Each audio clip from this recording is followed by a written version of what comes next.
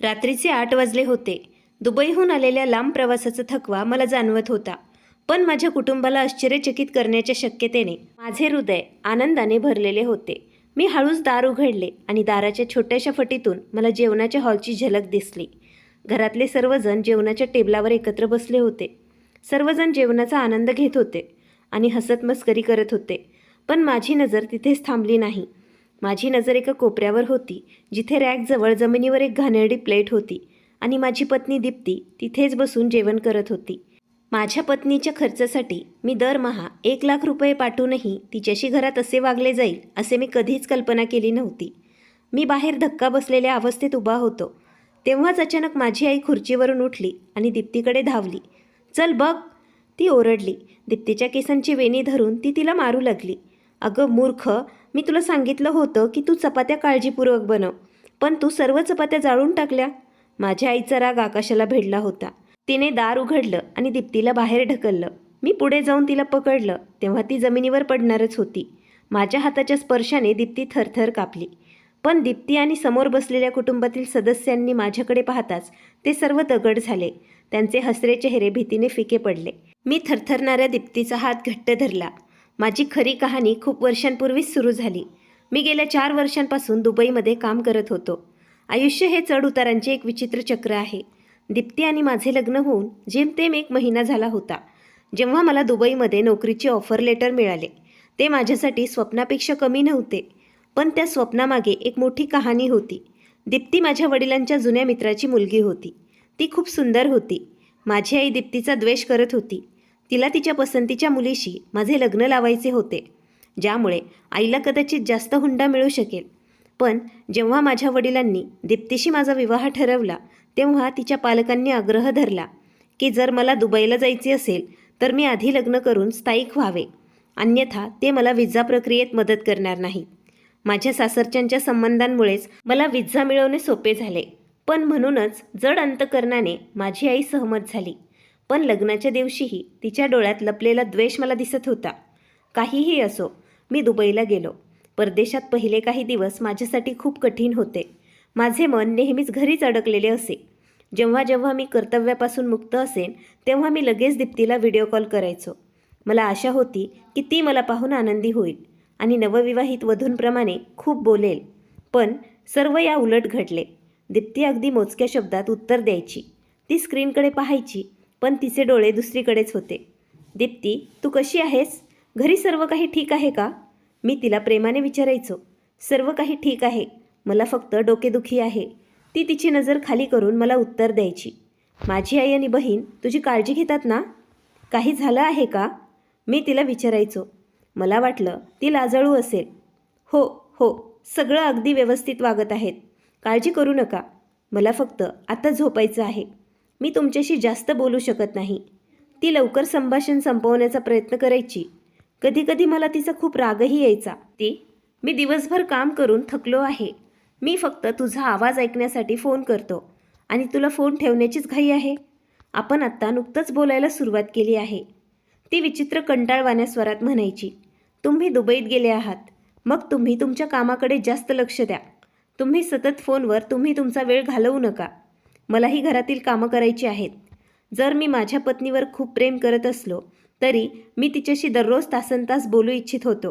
तिला सांगू इच्छित होतो की मी इथे किती एकटा आहे, पण तिला माझ्यात रस नव्हता. मला आश्चर्य वाटलं की तिला माझ्यावर प्रेम नाही किंवा तिला माझ्या अंतराने समाधान मिळत आहे का? तिच्या या वागण्यामागे काय कारण आहे याची मी कल्पनाही करू शकत नव्हतो. मी गप्प राहिलो. मला वाटले की ती कदाचित घरकामात व्यस्त असेल. मी काम करायला सुरुवात करून 6 महिने झाले होते. माझ्या बॉसने माझ्या कामावर खुश होऊन मला 10 दिवसांची सुट्टी दिली. मी खूप आनंदी झालो. मी लगेच आईला फोन केला. "आई, मला 10 दिवसांची सुट्टी मिळाली आहे. मी भारतात येण्याचा विचार करत आहे. मी दीप्तीला आणि तुलाही भेटेन." मी उत्साहाने म्हणालो. दुसरीकडे माझी आई काही क्षण गप्प राहिली. मग तिचा आवाज कठोर झाला. "तुला इतकं खर्च करण्याची काय गरज आहे? तुला माहीत आहे का तिकीटं किती महाग आहेत? तू वेडा आहेस का?" "पण आई, मला इथे येऊन 6 महिने झाले आहेत. माझं मन जड झालं आहे." मी आईजवळ विनवणी केली. "हे बघ बेटा, भावनिक होण्याची गरज नाही. तिकिटांचे पैसे घरी पाठव. तुझ्या धाकट्या बहिणीचा साखरपुडा होणार आहे. मी तिचं लग्न निश्चित करणार आहे. आपल्याला लवकरच तिचे लग्न करायचे आहे. आपल्याला लग्नाची खरेदीही करायची आहे. तू तुझी रजा रद्द कर, जेणेकरून तुला जास्त ओव्हरटाईम पगार मिळू शकेल. आईचे शब्द ऐकून माझे हृदय पिळवटून गेले. मला माझ्या पत्नीला भेटण्याची तळमळ झाली होती. मला दीप्तीला विचारायचं होतं की ती इतकी का बदलली आहे, पण आईच्या आज्ञेपुढे मी काहीही बोलू शकलो नाही. मी दिवसभर प्रयत्न केले, माझी सुट्टी रद्द केली आणि भारतात गेलो नाही. जर मी त्यावेळी गेलो असतो तर कदाचित मी बराच वेळ वाया घालवू शकलो नसतो. मी माझ्या आईचं ऐकलं नसतं आणि माझी सुट्टी रद्द केली नसती तर सत्य लवकरच माझ्या समोर आलं असतं. पण आतून माझे हृदय तुटले होते. दीप्तीने मला परत येण्याचा एकदाही आग्रह न केल्याबद्दल मला तिचा खूप राग आला होता.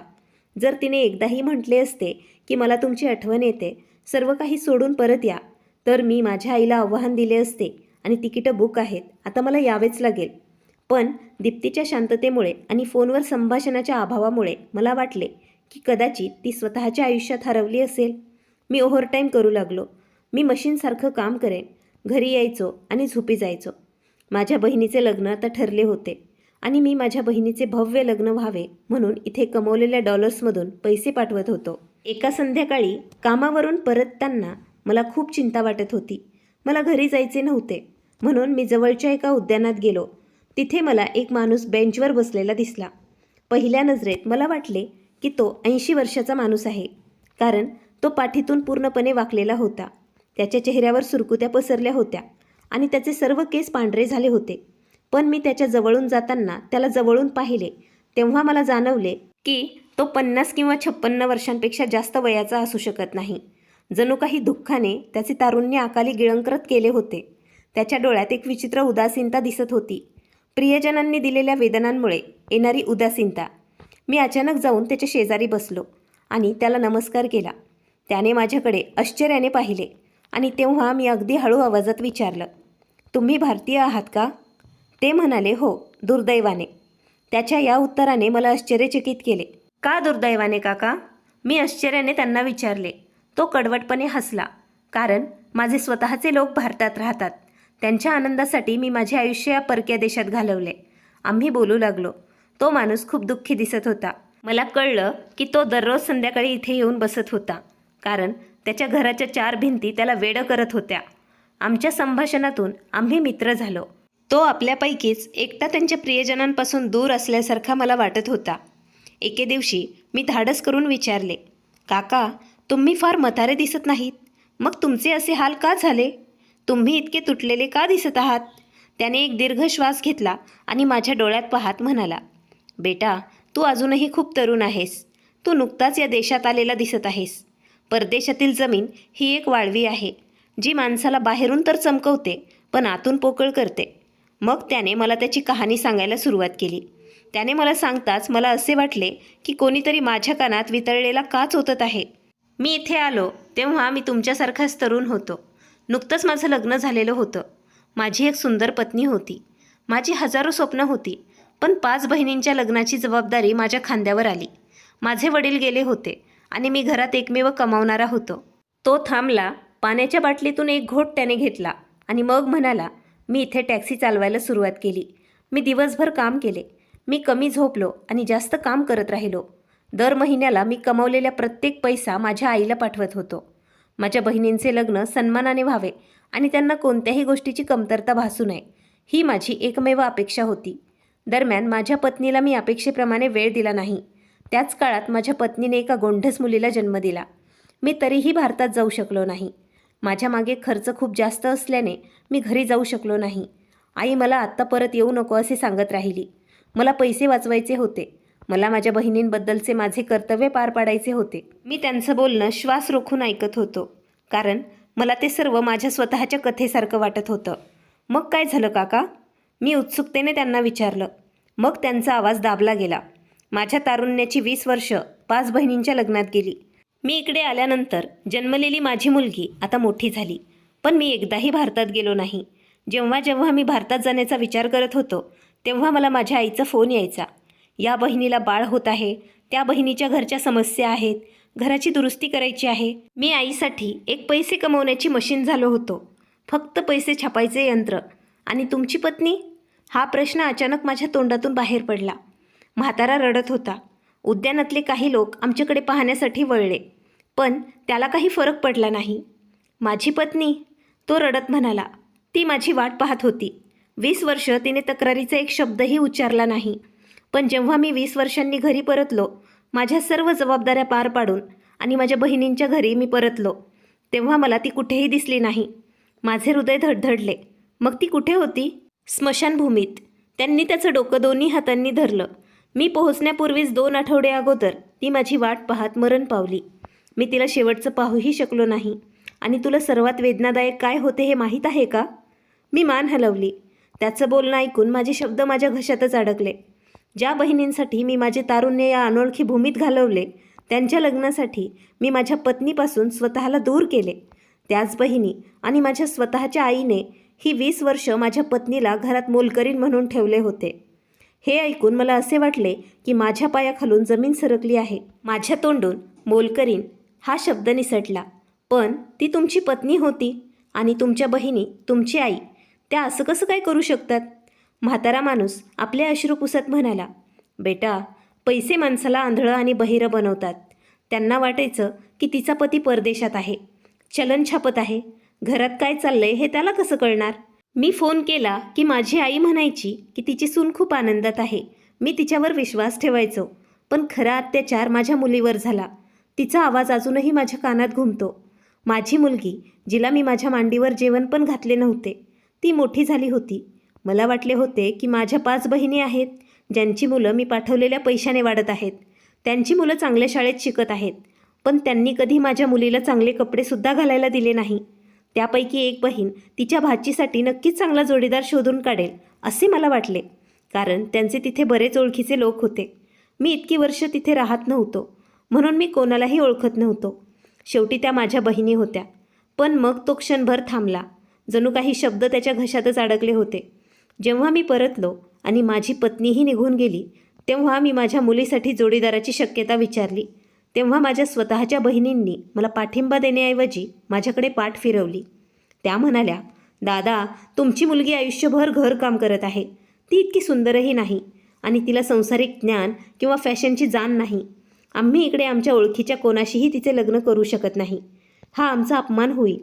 या त्याच बहिणी होत्या ज्या माझ्या पैशावर जगत होत्या. आता त्या माझ्या स्वतःच्या मुलीवर अत्याचार करत होत्या.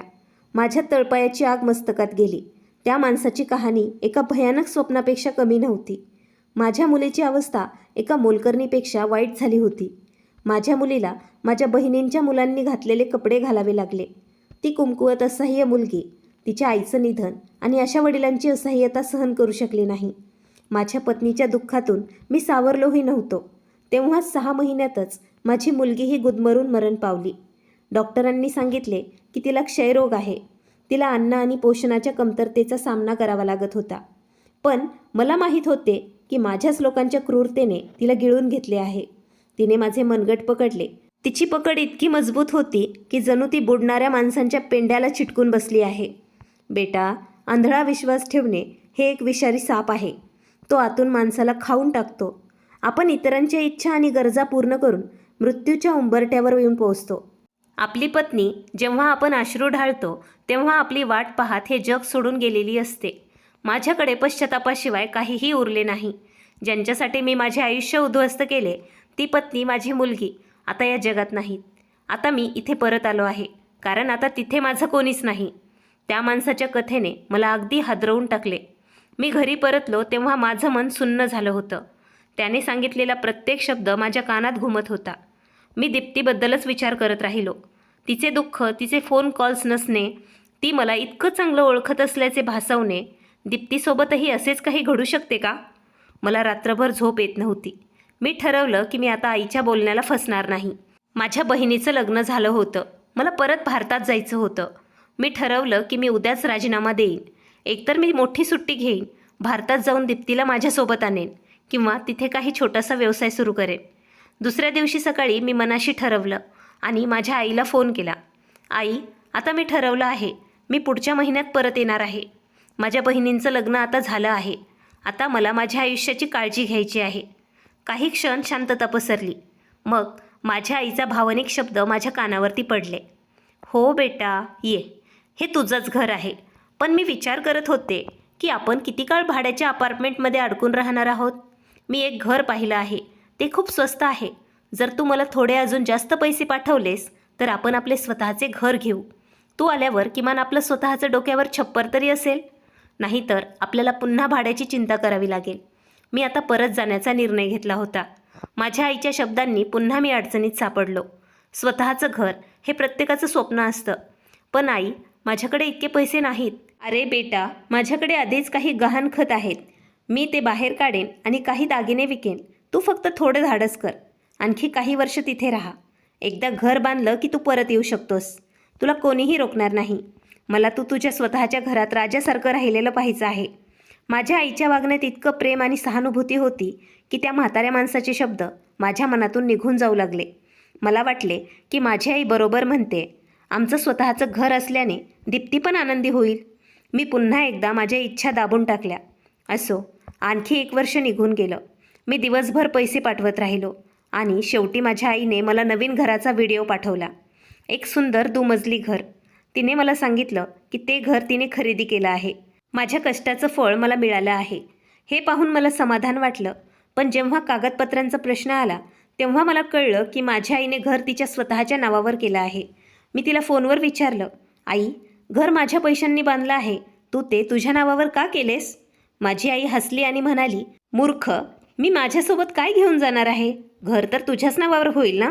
मी कुटुंबात सर्वात मोठी आहे म्हणून मी माझ्या नावावर घर केलं. तू येशील तेव्हा मी ते तुझ्या नावावर करेल. या क्षुल्लक गोष्टींमध्ये तू अडकू नकोस. मी असाही विचार केला, ते घर माझ्या आईच्या नावावर आहे, त्यामुळे काय फरक पडतो? मला माहीत नव्हतं की हे आईचा एक प्लॅन आहे. घर आता पूर्ण झालं होतं. मी भारतात जाऊन एक छोटासा व्यवसाय सुरू करण्यासाठी पुरेसे पैसे वाचवले होते. पण या देशातील एकटेपणा आणि गोंधळामुळे मी थकलो होतो. मी ठरवलं की आता पुरे झालं. मला आता परत जायचं आहे. माझं मन मला सांगत होतं की जर मी आता गेलो नाही तर खूप उशीर होईल. त्या संध्याकाळी मी माझ्या आईला फोन केला. माझा आवाज उत्साहाने भरला होता. मी म्हणालो, आई, घर तयार आहे आणि माझ्याकडे स्वतःचा व्यवसाय सुरू करण्यासाठी पुरेसे पैसेही आहेत. म्हणून मी पुढच्या आठवड्यासाठी तिकीटं बुक करण्याचा निर्णय घेतला आहे. दुसऱ्या टोकाला पूर्णपणे शांतता पसरली होती. मला वाटलं की लाईन डिस्कनेक्ट झाली आहे किंवा माझी आई बोलण्यास खूप आनंदी आहे. मी म्हणालो, हॅलो हॅलो. माझ्या आईचा आवाज आला. पण आईच्या बोलण्यात मला अपेक्षित असलेला आनंद नव्हता. ती गंभीरपणे म्हणाली, बेटा, तू भावनिक निर्णय का घेत आहेस? घर नुकतंच बांधलं गेलं आहे आणि तुला माहीत आहे की घर फक्त रिकामं बांधकाम नाही, ते भरलं पाहिजे. आश्चर्यचकित होऊन मी म्हणालो, आई, मी सामान पाठवलं आहे. तुला आणखी काय हवं आहे? ती म्हणाली, हे फक्त सामानाबद्दल मी बोलत नाही. तुला माहीत आहे, तुझ्या मोठ्या बहिणीने जुळ्या मुलांना जन्म दिला आहे. देवाने तिला 2 मुलांचा आशीर्वाद दिला. मी तिचं लग्न इतक्या श्रीमंत कुटुंबात केले. आता तर आपण रिकाम्या हाताने निघालो तर आपल्याजवळ काय सन्मान उरणार? आपल्याला तिच्या सासरच्या लोकांचाही सन्मान राखावा लागेल. जर आपल्याला तुझ्या बहिणीला तिच्या घरी पाठवायचे असेल तर आपल्याला तडजोड करावीच लागेल. मी तुझ्या बहिणीला आणि तिच्या 2ही मुलांना सोन्याच्या वस्तू देण्याचे वचन दिले होते. मी डोकं धरून खाली बसलो. मी म्हणालो, आई, सोन्याची किंमत आता गगनाला भिडली आहे. आपल्याला हे सर्व कसं परवडणार? आई लगेचच भावनिक हल्ला करू लागली. ती म्हणाली, बेटा, तू तुझ्या बहिणीचा सन्मान खराब करणार आहेस का? तिला आयुष्यभर टोमणे ऐकायला मिळतील की तिचा भाऊ दुबईमध्ये आहे आणि तिच्यासाठी तो काहीही करू शकत नाही. आणि तुझ्या धाकट्या भावाला अजून नोकरीही मिळाली नाही. सर्व काही तुझ्याच खांद्यावर आहे. जर तू इथे आलास तर घरात सर्वजण उपाशी राहतील. आणखी काही महिने तू तिकडेच राहा. तोपर्यंत तुझ्या भावालाही नोकरी मिळेल आणि आम्ही तुझ्या बहिणीच्या खर्चाच्या ओझ्यातून मुक्त होऊ. मग मी तुला कधीच थांबवणार नाही. मला पुन्हा एकदा जबरदस्ती करण्यात आली. माझ्या बहिणीचे प्रेम आणि माझ्या आईचा सन्मान इतका होता की मी नकार देऊ शकलो नाही. जड अंतकरणाने मी म्हणालो, ठीक आहे आई, ही शेवटची वेळ आहे. काहीही झालं तरी मी 6 महिन्यांनी भारतात परत येईन. या काळात जेव्हा जेव्हा मी दीप्तीशी बोलायचो तेव्हा मला तिच्या चेहऱ्यावर एक विचित्र दुःख जाणवायचं. तिचा एकेकाळी तेजस्वी रंग आता फिकट पडू लागला. व्हिडिओ कॉलवर तिच्या डोळ्याभोवती काळी वर्तुळं दिसू लागली. ती माझ्याशी बोलताना माझ्या डोळ्यात पाहत नव्हती. मी तिला अनेकदा विचारायचो, दीप्ती, तुझा रंग असा का बदलत आहे? तू आजारी दिसतेस. ती हसून मला म्हणण्याचा अयशस्वी प्रयत्न करायची. की काही झाले नाही. तिला काही दिवसांपासून ताप होता आणि हवामान बदलत होते. एकदा मी तिला व्हिडिओ कॉलवर जोरदार खोकताना ऐकले. ती खोकत होती. तिचं तोंड तिच्या स्कार्फमध्ये लपवत होती. मी घाबरून विचारलं, तू डॉक्टरांकडे का गेली नाहीस? तिने लगेच उत्तर दिलं, मी डॉक्टरकडे गेले होते आणि औषधं घेत आहे. मी लवकरच बरी होईल. तुम्ही माझी काळजी करू नका. तिने लगेच फोन ठेवला. मला असे वाटले की ती थकली आहे किंवा माझ्याशी बोलण्याचं धाडसही करू शकत नाही. मला पार्कमधील त्या वृद्ध माणसाचे शब्द आठवत राहिले. नक्कीच ती माझ्यापासून काहीतरी लपवत होती. दीप्ती खूप बोलकी असायची. ती तासनतास माझ्याशी गप्पा मारायची, छोट्या छोट्या खोड्या करत होती. पण आता असे वाटत होते की तिच्याकडे मला सांगण्यासाठी काहीच उरले नाही. ती फक्त माझं बोलणं ऐकायची आणि हो म्हणून फोन ठेवायची. तिच्या वागण्यात मला थंडपणा, भीती आणि असहाय्यता जास्त दिसू लागली. माझे मन मला सांगत होते की सर्व काही ठीक नाही, पण माझ्या मनातील विचारांनी मला शांत केले. मी ठरवले होते की काहीही झाले तरी मी कोणालाही सांगणार नाही. मी 6 महिने दुबईमध्ये राहण्याचे आईला वचन दिले होते. पण त्याआधी मी भारतात जाईन. मी सर्वांना आश्चर्यचकित करेन आणि स्वतःच्या डोळ्यांनी पाहील की प्रकरण काय आहे. माझा हा निर्णय माझ्या आयुष्यातील सर्वात मोठा निर्णय होता. मी ठरवले होते की मी आता जास्त वाट पाहणार नाही. माझ्या आईच्या मागण्या कधीच संपत नव्हत्या आणि दीप्तीचे मौन मला खूप दुखावत होते. जेव्हा जेव्हा मला या म्हाताऱ्याचे शब्द आठवायचे तेव्हा मी ठरवले की मी माझ्या प्रियजनांच्या आनंदासाठी माझे जीवन मी अर्पण करणार नाही. मी कोणालाही कळू दिले नाही आणि शांतपणे भारताचे तिकीट बुक केले. माझा हेतू घरी जाऊन सर्वांना आश्चर्यचकित करण्याचा होता आणि दीप्ती इतकी दुःखी का आहे हे स्वतःच्या डोळ्यांनी पाहण्याचा होता. मी जाण्याच्या आदल्या दिवशी नेहमीप्रमाणे घरी व्हिडिओ कॉल केला. आई खूप आनंदी दिसत होती, कारण मी तिला सांगितलं होतं की मी माझ्या बहिणीच्या मुलांसाठी काही अधिक पैसे पाठवले आहेत. मी तिला दीप्तीशी बोलू देण्याची विनंती केली. तिने दीप्तीकडे फोन वळवला तेव्हा माझे हृदय धडधडत नव्हते. तिने डोक्यावर जुना स्कार्फ गुंडाळला होता आणि कॅमेऱ्याकडे पाहण्याचे ती टाळत होती. मी विचारलं, दीप्ती तू कशी आहेस आणि घरी सर्वजण कसे आहेत? तिने अडचणीने वर पाहिले आणि थंड स्वरात म्हणाली, मी ठीक आहे आणि घरीही सर्व काही ठीक आहे. तिच्या आवाजात भावनेचा कोणताही लवलेश नव्हता. जणू काही तिने दिलेले उत्तर पुन्हा पुन्हा मला सांगत होते की दीप्ती काहीतरी लपवत आहे. मी पाहिले की ती बोलत असताना कॅमेरापासून दूर पाहत होती. जणू कोणीतरी तिथे उभं राहून तिला सूचना देत आहे. माझी 6वी इंद्रिय घाबरलेली वाटत होती. मी तिला सांगितले की मला आशा आहे की तू स्वतःची काळजी घेत आहेस आणि वेळेवर तू तुझे औषध घेत आहेस. तिने फक्त मान हलवली आणि काहीही बोलली नाही. तिच्या डोळ्यातील उजाडपणा मला दुबईमध्येही अस्वस्थ करत होता. मी फोन ठेवला तेव्हा माझे हृदय एका अस्पष्ट भीतीने भरून गेले. मला वाटले की मी तिकीट बुक करून एक शहाणपणाचा निर्णय घेतला आहे. पुढचे 24 तास हे प्रलयासारखे जात होते. विमानात मला कधीच इतका वेळ वाटला नव्हता. प्रत्येक क्षणाबरोबर माझी चिंता वाढत गेली. माझे मन गोंधळले होते. कधीकधी मला वाटले की कदाचित मी खूप भ्रमात आहे आणि कधीकधी दीप्तीचा फिकट चेहरा माझ्या डोळ्यांसमोर चमकला. कसं तरी प्रवास संपला आणि मी मुंबई विमानतळावर उतरलो. मी विमानतळावरून टॅक्सी घेतली आणि त्यांना माझ्या घरचा पत्ता दिला. ते माझ्या आईने माझ्या कष्टाच्या पैशांनी खरेदी केलेलं नवीन घर होतं, जे पाहण्यासाठी मी उत्सुक होतो. 4 वर्षांनी मी माझ्या देशात आणि माझ्या लोकांकडे परतत असताना वाटेत गोंधळ आणि गर्दीचा आनंद मलाही मिळाला, पण भीती अजूनही माझ्या हृदयाच्या एका कोपऱ्यात होती. रात्री 8 वाजता टॅक्सी ड्रायव्हर एका सुंदर 2 मजली घरासमोर येऊन थांबला. मी टॅक्सीचं भाडं दिलं, माझी बॅग खांद्यावर टाकली आणि खाली उतरलो. माझे घर तेच होते जिथे माझी आई मला फोटो आणि व्हिडिओमध्ये पाठवायची. ते घर खरोखरच भव्य दिसत होतं. त्यांच्या भिंती माझ्या रक्ताने आणि घामाने माखलेल्या होत्या. मी गेटजवळ पोहोचताच आतून प्रकाश बाहेर येत होता आणि मला हास्य आणि संभाषण ऐकू येत होते. माझा हात दाराची बेल गाठत होता तेव्हाच आतून एक अचानक कोणीतरी ओरडण्याच्या आवाजाने मला थांबवले. तो माझ्या आईचा आवाज होता, पण त्यात फोनवर ऐकलेल्या प्रेमाचा अभाव होता. तो राग अतिशय भयानक होता.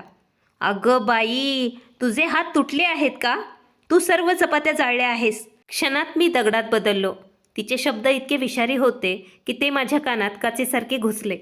लगेच मला कोणीतरी रडताना आणि विनवणी करताना ऐकू आले. तो आवाज दीप्तीचा होता. ती म्हणत होती, आई कृपया मला माफ करा, मी ही चूक केली आहे. मी लगेच दुसरी चपाती बनवते.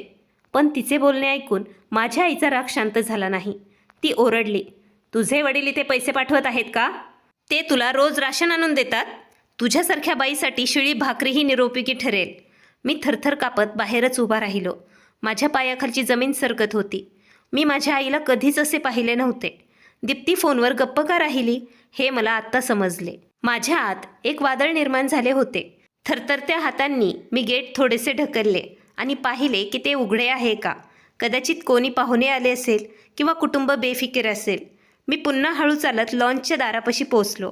आतले दृश्य मी पाहू शकण्यापूर्वीच माझ्या आईचे शब्द जे तिने दीप्तीचा अपमान करण्यासाठी वापरले होते ते माझ्या कानात घुमले.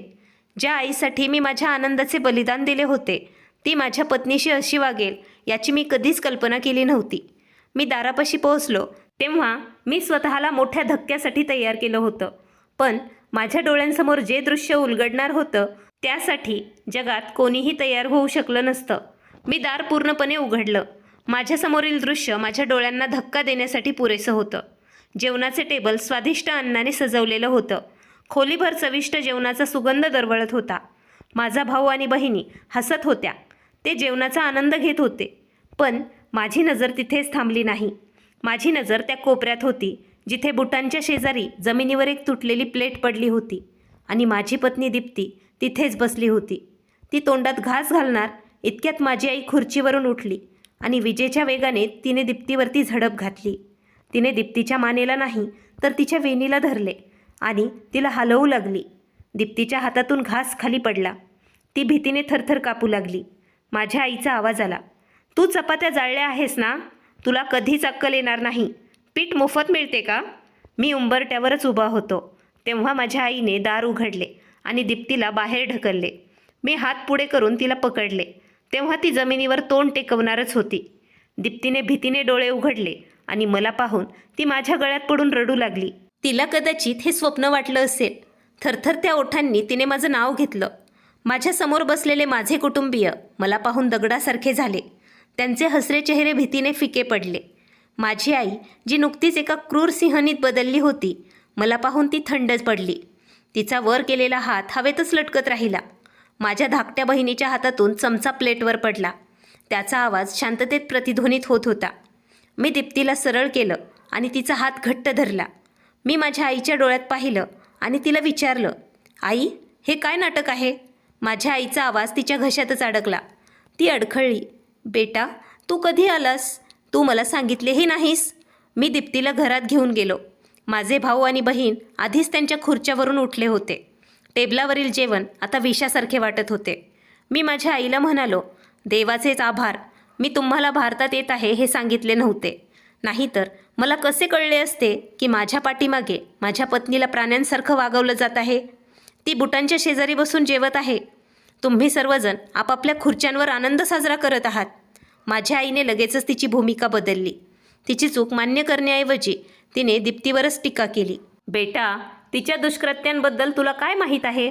आई म्हणाली, तिला वाटते की तू झाडावरून पैसे खाली पाडतोस. तिने सर्व चपात्या जाळल्या आहेत. मी तिला शिष्टाचार शिकवत होते. प्रत्येक रुपयाचं कौतुक कसं करायचं. मी टेबलावरच्या जेवणाकडे बोट दाखवत म्हणालो, आई, जर एक चपाती जळली तर हे पैसे कोणाचे आहेत? टेबलावरचे हे सर्व सामान. या जेवणात माझ्या पत्नीचा काही वाटा नाही का? माझा भाऊ पुढे आला. त्याने मला मिठी मारण्याचा प्रयत्न केला, पण मी हात हलवून त्याला थांबवलं. मला त्याच्या चेहऱ्यावर प्रेम दिसले नाही तर भीती दिसली. त्याची दुष्टता उघडकीस येईल या भीतीने. दीप्ती थरथर कापत माझ्या शेजारी उभी होती. मला जाणवत होतं की ती किती घाबरली आहे. तिने माझा हात हळुवारपणे दाबला. जणू काही मला गप्प राहण्यास ती सांगत आहे. मी माझ्या आईला पुन्हा विचारलं, आई, माझी पत्नी, माझ्या आईच्या डोळ्यांना हे सर्व पटत आहे का? तिने घरातील बुटाजवळ बसून जेवण करावं? आई विचित्र शब्दात म्हणाली, ती याच गोष्टीला पात्र आहे. ती अशी अळशी व्यक्ती आहे जी दिवसभर उदास चेहऱ्याने फिरते. तू आत्ताच आला आहेस. तुला माहीत नाही की तिने माझे आयुष्य किती कठीण केले होते. माझ्या आईच्या स्वरातील कटुता मला सांगत होती की हे फक्त जळलेल्या चपातीबद्दलच ती बोलत नाही. त्यामागे द्वेषाची एक मोठी कहाणी होती. मी माझ्या आईच्या डोळ्यात पाहिले आणि ती माझ्या नजरेतून बाहेर पडली. माझा राग आता नियंत्रणाबाहेर जात होता. मी दीप्तीचा हात सोडला आणि जेवणाच्या टेबलाजवळ जाऊन उभा राहिलो. मी टेबल इतक्या जोरात आदळलं की पाण्याचा ग्लास पडला आणि फुटला, ज्यामुळे सर्वांना धक्का बसला. मी ओरडलो, आई, मला हिशोब हवा आहे. गेल्या 4 वर्षांपासून मी दरमहा 1 लाख रुपये घराच्या खर्चाव्यतिरिक्त फक्त दीप्तीसाठी पाठवत आहे. हे पैसे तिच्या वैयक्तिक खर्चासाठीच होते. तू तिला कधी ते पैसे दिलेस का? मला सांग. खोलीत एक मृत्यूलोक शांतता पसरली. माझ्या बहिणींनी एकमेकांकडे पाहिलं आणि माझ्या भावाने डोकं खाली केलं. आईकडे कदाचित या प्रश्नाचं उत्तर नव्हतं. मी पुन्हा मोठ्याने विचारलं, मला उत्तर हवं आहे आई. दीप्तीला तिच्या वाट्याचे पैसे मिळाले का? आईने स्वतःला सावरलं आणि तिचा नेहमीचाच भावनिक अभिनय सुरू केला. ती म्हणाली, तू माझ्याकडून हिशोब मागत आहेस बेटा. मी तुला वाढवलं. आता तू कालच आलेल्या मुलीसाठी माझ्यावर चोरीचा आरोप करत आहेस. मी उत्तर दिलं, आई, हे चोरीबद्दल मी बोलत नाही. मी तुझ्यावर असलेल्या विश्वासाबद्दल बोलत आहे. मी ते पैसे पाठवले जेणेकरून माझ्या पत्नीला भीक मागावी लागू नये. पण तिची अवस्था पाहता असे दिसते की तिने अनेक महिन्यांपासून नवीन कपडेही घातलेले नाहीत. तिच्या चपला तुटलेल्या दिसत आहेत आणि तुम्ही नवीन कपडे घालून भव्य पार्ट्या करत आहात. आई रागाने म्हणाली, अरे, हे घर खर्च, वीज बिल, तुझ्या बहिणींच्या नातेवाईकांच्या भेटी, हे सर्व काही फुकटचं आहे का? महागाई बघ. मी घर सुधारण्यासाठी तिच्या नावावर पैसे गुंतवलेत तर ती पैशांचं काय करेल? तिला किमान या घरात 2 वेळचं अन्न मिळत आहे. हेच पुरेसं नाही का? तिच्या डोक्यावर छप्पर आहे. हे ऐकून माझं रक्त खवळलं. मी रागाने म्हणालो, तर ती तुमच्या मोफत मोलकरीण होती का? जिचं काम तुम्ही सर्वांची सेवा करणं होतं. त्या बदल्यात तिला शिवीगाळ केली जाईल आणि घराबाहेर ढकललं जाईल. तुम्ही माझ्या पत्नीचा वापर फक्त घरकामासाठी केला. तुम्हाला वाटते मी तुमचे खर्च पूर्ण करण्यासाठी एक मशीन आहे. मी परदेशात आहे, घासत आहे आणि तू इकडे माझ्या पत्नीला छळत आहेस. माझ्या भावाने मला थांबवण्याचा प्रयत्न केला आणि म्हणाला, दादा, तू आईसोबत असभ्य वागत आहेस. पण मी त्याला कडक शब्दात फटकारलं, गप्प बस. तुम्ही सगळे या गुन्ह्यात सारखे सहभागी आहात. तुझ्या वहिनीसोबत काय घडत आहे तुम्ही सगळे पाहत होतात. पण कोणीही मला काही सांगण्याचा प्रयत्न केला नाही. कारण तुम्हाला सर्वांना भीती होती की जर मला सत्य कळलं तर तुमचा दुष्टपणा संपेल. आई ओरडू लागली, माझ्या घरातून तू आत्ता निघून जा. जर तुला तुझ्या पत्नीचं नाव घ्यायचं असेल तर आत्ता या घरातून निघून जा. मला असा मुलगा नको आहे. मी निर्णयाच्या स्वरात म्हणालो, हो, मी जात आहे. जिथे माझ्या पत्नीची इज्जत सुरक्षित नाही तिथे मी एक क्षणही राहणार नाही.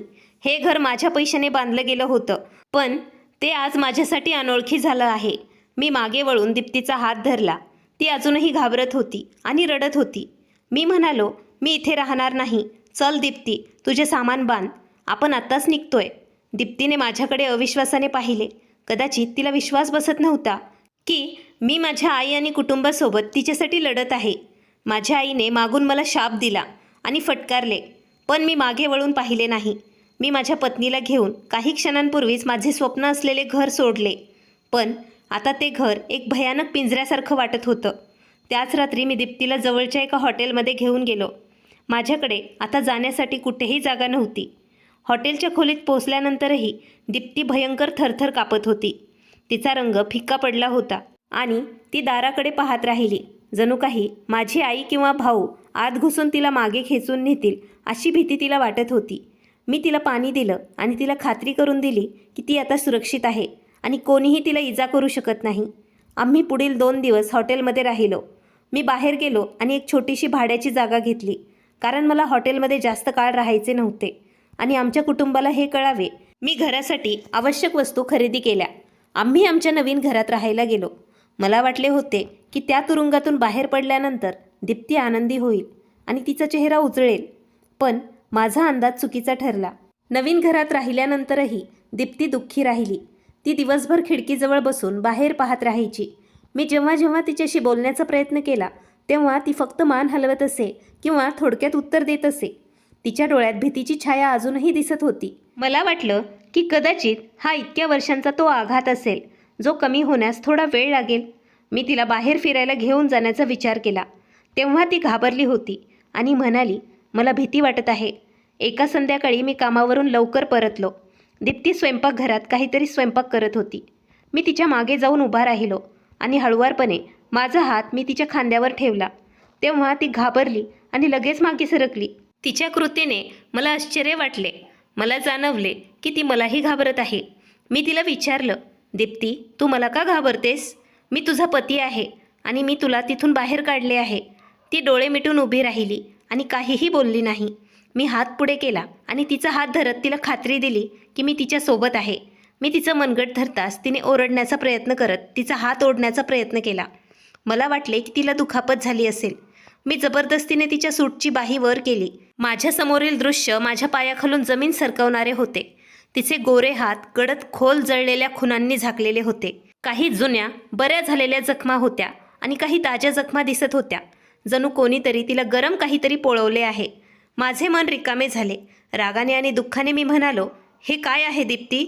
कधी कधी हात जळतात, काळजी करू नका. हे किरकोळ भाजलेले आहेत. मला माहीत होते की ती खोटं बोलत होती. भाकरी बनवताना बोटं जळू शकते, पण इतक्या खोल भाजलेल्या जखमा हातावर दिसत नाहीत. मी तिचे खांदे धरले, तिला हलवले आणि विनंती केली, दीप्ती तू मला खरं सांग, हे किरकोळ भाजलेलं दिसत नाही. कोणीतरी हे जाणून बुजून केलं आहे. मला सांग, तुझ्यासोबत हे कोणी केलं आहे? माझा कर्कश आवाज ऐकून ती शांत झाली. ती जमिनीवर बसली आणि रडू लागली. तिचं रडणं सामान्य नव्हतं. उलट असं वाटलं की वर्षानुवर्ष दबलेला लाव्हा बाहेर पडला आहे. तिने उचकीच्या दरम्यान बोलण्याचा प्रयत्न केला, पण शब्द तिच्या घशातच अडकले होते. मी तिच्या शेजारी बसलो आणि तिच्या डोक्यावर हात ठेवला. थोडा वेळ रडल्यानंतर तिने डोके वर केले आणि तिच्या डोळ्यात दगडालाही मेनात बदलू शकणाऱ्या वेदना भरल्या. आता 4 वर्षांपासून तिच्या हृदयात दडलेले रहस्य उघड होणार होते. दीप्तीचे अश्रू थांबतच नव्हते. मी तिला जमिनीवरून उचलले आणि बेडवर बसवले. मी तिला पाण्याचा ग्लास दिला आणि तिचे हात माझ्या हातात धरून बसलो. मी तिला हळुवारपणे सांगितलं, तुला माझ्या आईला घाबरण्याची आता गरज नाही. जे काही घडले ते तू मला खरं सांग. हे सगळं कोणी केलं? तिने एक दीर्घ श्वास घेतला आणि तिच्या अश्रूंनी भरलेल्या डोळ्यांनी माझ्याकडे पाहत ती म्हणाली, तुमच्या आईनेच हे सर्व केलं आहे. हे जळण्याचे चिन्ह अपघाताचे परिणाम नाहीत. उलट ते तुमच्या आईच्या द्वेषाचे चिन्ह आहेत. त्यांना कदाचित मी तुमच्याशी लग्न करावे असे वाटत नव्हते. त्यांचा वेगळा हेतू होता. पण त्यांनी माझ्यावर टाकलेला दबाव आणि तुम्ही दुबईला गेले असल्यामुळे मला गप्प राहावे लागले. त्यांनी मला दररोज याची शिक्षा दिली. त्या म्हणायच्या, तू खूप दुर्दैवी बाई आहेस. दीप्ती, तू माझ्या मुलावर स्वतःला लादलं आहेस. मी आश्चर्याने विचारलं, जर तुझ्यावर एवढा क्रूर अन्याय होता तर तू मला काहीही का सांगितले नाहीस? आपण दररोज बोलत होतो. मी तुला विचारत राहिलो की सगळं काही ठीक आहे का? तू एकदाही इशारा का केला नाहीस? दीप्ती रागाने हसत म्हणाली, मी तुम्हाला कसं सांगू शकले असते? तुम्हाला वाटते का की मी त्या व्हिडिओ कॉलवर मनाप्रमाणे बोलत होते? अजिबात नाही. जेव्हा जेव्हा तुमच्या कॉलची वेळ यायची तेव्हा आई माझ्यासमोर खुर्ची ठेवून बसायच्या. त्या मला आधीच धमकी द्यायच्या की जर मी थोडासाही उदास चेहरा केला किंवा तुमच्याकडे तक्रार करण्याचा प्रयत्न केला तर त्या कॉल संपताच मला फाडून टाकतील. त्यांनी मला हातवारे करून घाबरवले. त्यांच्या नजरा माझ्याकडे पाहत राहिल्या. मला हसून सगळं ठीक आहे असं भासवायला भाग पाडलं गेलं. तिने पुन्हा तिच्या सूटची बाही वर केली आणि जुन्या जखमांवर बोट ठेवत म्हणाली, ही जखम तुम्ही मला तुमच्या पहिल्या पगारातून सोन्याचे कानातले पाठवले होते ना, त्या दिवसाची आहे. तुमच्या आईने माझे कानातले काढून त्यांच्या मुलीला दिले. मी रडण्याचा प्रयत्न केला तेव्हा त्यांनी गॅसवरचा गरम चिमटा काढला आणि माझ्या हातावर ठेवला. त्या म्हणाल्या, तू सोनं घालण्याच्या लायकीची नाहीस. मी वेदनेने ओरडले तेव्हा त्यांनी माझा आवाज बाहेर पडू नये म्हणून टीव्हीचा आवाज मोठा केला. मी जणू दगडासारखं दीप्तीचं बोलणं ऐकत होतो. माझे हृदय तुटत होते. दीप्ती म्हणाली, मार लागणे ही एक गोष्ट आहे, पण सर्वात मोठी अडचण म्हणजे भूक. तुम्ही तिथून लाखो रुपये पाठवत होता, पण मला 24 तासात फक्त एकच शिळी भाकर दिली जात होती. त्या म्हणायच्या की दीप्ती आळशी आहे आणि मोफत राशन वाया घालवत आहे. एखाद्या दिवशी साफसफाई करताना काहीतरी तुटायचे किंवा भाज्यांमध्ये मीठ जास्त पडायचे तेव्हा तर मला एकही भाकर मिळत नव्हती. मी 2 दिवस उपाशी राहायचे. स्वयंपाकघरातील नळाच्या पाण्यावरच जगायचे. ते सर्वजण माझ्यासमोर बसून पनीर करी, सुक्या मेव्यांनी भरलेली खीर आणि प्रत्येक स्वादिष्ट पदार्थ खायचे आणि मी स्वयंपाकघराच्या दारात उभी राहून त्यांच्या उरलेल्या अन्नाकडे लोभाने पाहत होते. दीप्तीचा आवाज उचक्यांनी गुदमरत होता, पण तिचा प्रत्येक शब्द माझ्या हृदयावर हातोड्यासारखा आदळत होता. ती पुढे म्हणाली, तुझी आई मला अनेकदा धमकी देत होती की जर मी काही अनुचित केलं तर तुला खायला अन्नाचा एक कण पण देणार नाही. अनेकदा मी माझ्या खोलीत भुकेने आणि तहानेने पडून राहायचे. बाहेरून त्यांचे हास्य मला ऐकू यायचे. दीप्तीचे बोलणे ऐकून मी थरथर कापलो आणि तिच्या पायाशी बसून लहान मुलांसारखं रडलो. मी माझ्या पत्नीचे हात धरले जे खूप जखमांनी भरले होते आणि त्यावरील जळण्याच्या खुणा माझ्या निष्काळजीपणाची साक्ष माझ्या डोळ्यांना देत होत्या. मी वेदनेने म्हणालो, दीप्ती मला माफ कर. मीच दोषी आहे. मला वाटले होते की मी तुझ्यासाठी आनंद कमवत आहे, पण मी तुला आधीच नरकात ढकललं होतं. तुला चावणाऱ्या सापांवर माझा खूप विश्वास होता. दीप्तीने माझ्या डोक्यावर हात ठेवला आणि मला शांत करण्याचा प्रयत्न केला, पण माझे अश्रू थांबत नव्हते. माझ्या पत्नीचे बोलणे ऐकून मी वेडा झालो होतो. मला वाटले की मी दुबईमध्ये काम करत आहे, इकडे माझे कुटुंब आनंदात असेल आणि माझी पत्नी राज्य करेल, यासाठी मी माझ्या तारुण्याची 4 वर्ष वाया घालवली होती. पण त्या बदल्यात मला काय मिळालं? माझ्या कमाईने मी खरेदी केलेलं घर माझ्या पत्नीसाठी तुरुंग बनलं होतं आणि मी पाठवलेले पैसे माझ्या आई आणि बहिणींसाठी व्याभिचाराचे स्रोत बनलं. मी दीप्तीला मिठी मारली आणि तिला वचन दिलं की काहीही झालं तरी मी तिला कधीही एकटं सोडणार नाही. आम्ही दोघंही रात्री उशिरापर्यंत एकमेकांना मिठी मारून रडत आमचे मन मोकळे करत होतो. त्या रात्री मला त्या वृद्ध माणसाची आठवण झाली, ज्याने मला त्या दुबईच्या उद्यानात सांगितले होते की परदेशातील जमीन वाळवीसारखी असते. आज मला त्याच्या शब्दांचा खरा अर्थ समजला. खरोखर परदेशात राहणे हे नरकापेक्षा कमी नाही, कारण मागे राहणारे लोक आपल्याला फक्त पैसे कमवण्याचे यंत्र मानतात. त्यांच्या दृष्टीने आपण डॉलर्स आणि पाऊंड पाठवत राहिलो तरच आपण महत्त्वाचे आहोत, आणि जर त्यांना आपली पत्नी आवडत नसेल तर ती घरातल्या मोलकरणीसारखी ते ठेवतात. ते विसरतात की ते परदेशात राहणारा माणूस देखील एक माणूस असतो. तो रक्तामासाचा बनलेला असतो. त्याच्या पत्नीलाही भावना असतात. दुसऱ्या दिवशी मी एक मोठा निर्णय घेतला. मी माझ्या कुटुंबाशी असलेले सर्व संबंध तोडले. मी माझ्या कमाईने बांधलेल्या घराकडे मागे वळून पाहिले नाही. जिथे माझ्या पत्नीचा आदर केला जात नव्हता, मी ते घर, ते पैसे, ते नातेसंबंध आता मागे सोडले. मी भारतात राहिलो, एक छोटीशी नोकरी सुरू केली आणि दीप्तीवर उपचार केले. कालांतराने दीप्तीच्या शारीरिक जखमा बऱ्या झाल्या, पण तिच्या आत्म्याच्या जखमा बऱ्या होण्यास जास्त वेळ लागला. पण आता आम्ही आनंदी होतो, कारण आमचे कोणतेही लोभी नातेवाईक किंवा अत्याचारी नव्हते. ही कथा फक्त माझी नाही, तर प्रत्येक प्रदेशात राहणाऱ्या व्यक्तीची आहे, जो आपल्या प्रियजनांच्या आनंदासाठी आपले तारुण्य इतर देशांमध्ये घालवतो. आपण हे समजून घेतले पाहिजे की पैसा हे सर्वस्व नाही. नात्यांचे खरे सौंदर्य भावनांमध्ये आहे. जर तुमचे कुटुंब तुमच्या अनुपस्थितीत तुमच्या पत्नीचा आदर करू शकत नसेल, तर ते तुमचे स्वतःचे नाहीत. ते तुमच्या पैशाचे भक्त आहेत. तुमच्या प्रियजनांच्या दयेवर सोडून तुमची पत्नी आनंदी होईल असे गृहीत धरू नका.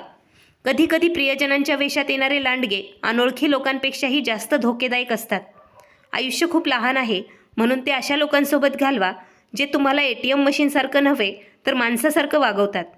तर मित्रांनो, या कथेबद्दल तुमचं काय मत आहे ते मला कमेंट सेक्शनमध्ये कळवा. आपल्या चॅनलला सबस्क्राईब करा, व्हिडिओ लाईक करा आणि अशाच आणखीन रोमांचक कथांसाठी नोटिफिकेशन बेलवर क्लिक करा. धन्यवाद.